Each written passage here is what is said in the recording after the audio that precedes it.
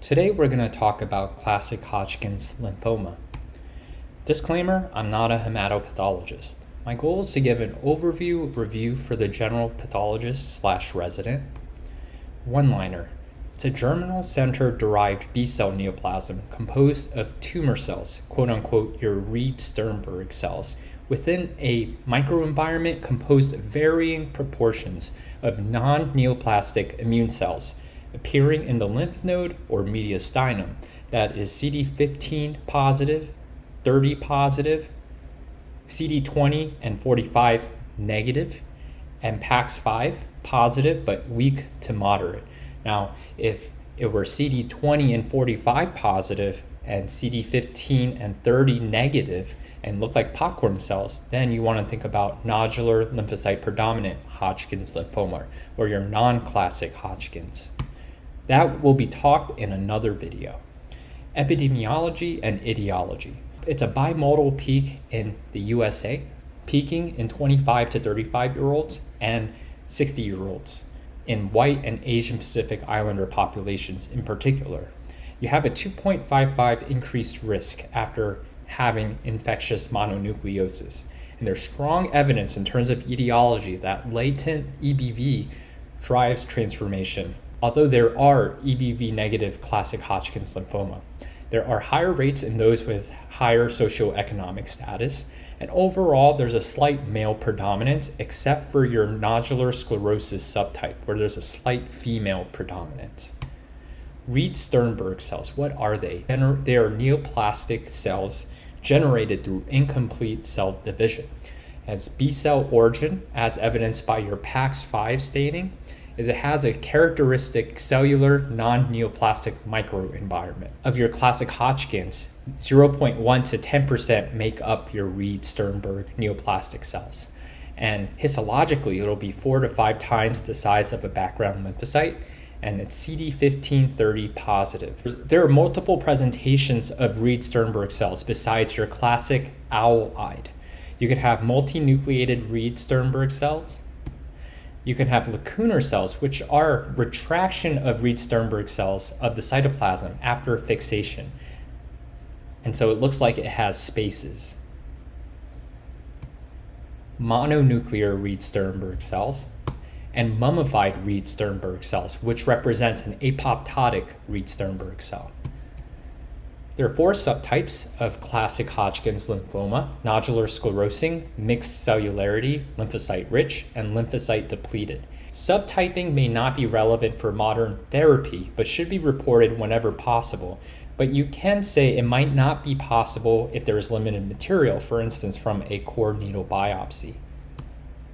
Let's talk about nodular sclerosing. It looks like quote-unquote cirrhosis of the lymph node. On low power, you'll see capsular fibrosis and thickened fibrous septae. Higher power, you'll see lacunar cells are often found, and the inflammatory infiltrate includes eosinophils, macrophages, lymphocytes, occasional neutrophils.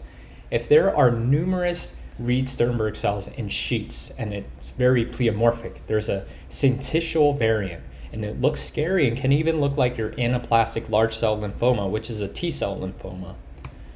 So here, low power, we can see this fibrous capsule and this bands of fibrous septae, and it kind of looks like cirrhosis, but just of the lymph node. On higher power, you can see your classic owl-eye Reed-Sternberg cells, as well as some monolobated and lacunar forms, and a background of reactive immune cells, including eosinophils, lymphocytes, and histiocytes. PAX5 shows typical weak expression of the Reed-Sternberg cells, here, here, here, here. CD30 is positive in the Reed-Sternberg cells. Just for your knowledge, this is a syncytial variant of nodular sclerosis Hodgkin's lymphoma, where predominantly is sheets of Reed-Sternberg cells. Mixed cellularity. The lymph node architecture from low power is diffusely effaced. As you look higher power, you have Reed-Sternberg cells diffusely scattered in mixed inflammatory infiltrate, lymphocytes, plasma cells, histiocytes, eosinophils, and sometimes granulomas may be seen.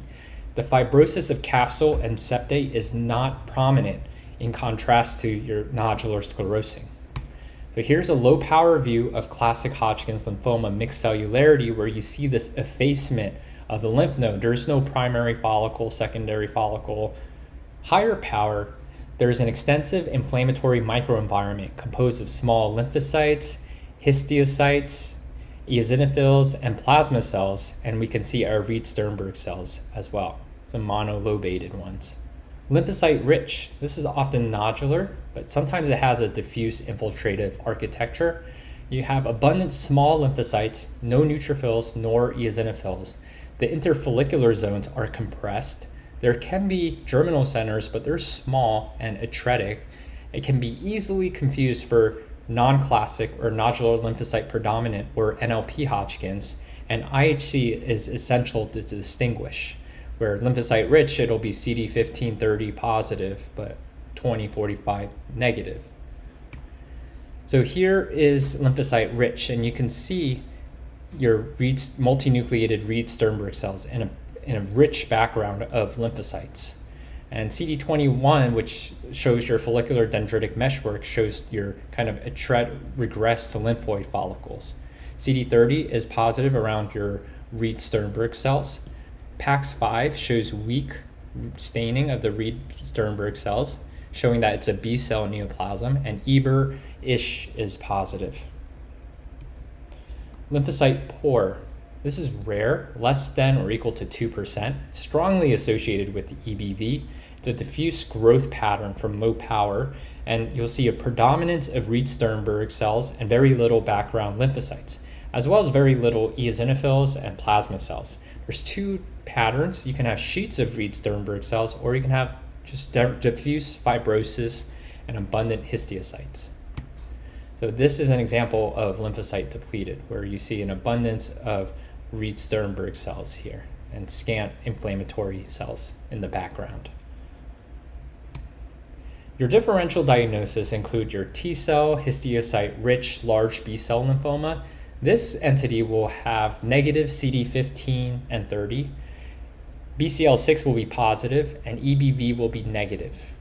Infectious mononucleosis, the architectural distortion will be more subtle. There won't be very obvious effacement of the lymph node, and the immunoblasts are present, not your neoplastic Reed-Sternberg cells. Your CD45, 20, 30 will be positive in infectious mononucleosis, but CD15 negative. You have your EBV positive DLBCL. It lacks eosinophils, CD45 is positive, and usually CD15 is negative. Anaplastic large cell lymphoma. This will have a T cell gene rearrangement and absent B cell phenotype, meaning negative PAX5, for instance. Nodal T cell follicular helper cell lymphoma, angioimmunoblastic type. That's the new name of what AITL is, angioimmunoblastic T cell lymphoma. This will also have a T cell rearrangement. The staging, treatment, and prognosis of classic Hodgkin's lymphoma is based on your PET scan and how many lymph nodes are involved, where the involved lymph nodes are, and its relationship to the diaphragm, and greater than 80% can be cured with chemotherapy. Here are my sources, the WHO 5th edition. And if you like this video, please give a like and consider subscribing. It would mean a lot and help the channel grow. Thank you.